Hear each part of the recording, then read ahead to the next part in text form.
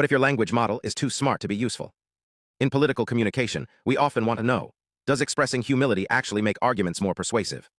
But here's the catch: humble language isn't isolated. It comes with tone, word choice, and pacing. If you're using a large language model to estimate causal effects, it might not just learn what the text says, it might learn that it's humble, and that breaks the rules of causal inference. This creates a problem called overlap bias. The model treats humble and not humble texts as fundamentally different, making fair comparisons impossible. We tested this in a real experiment with over 6,000 evaluations of 1,800 real political arguments on climate change, gun control, and immigration. We used a new experimental design. First, real people wrote arguments with or without intellectual humility.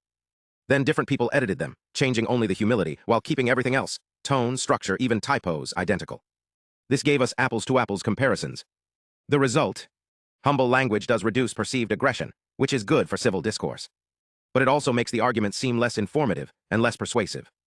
So while humility may soften conflict, it may also weaken impact. And here's the kicker.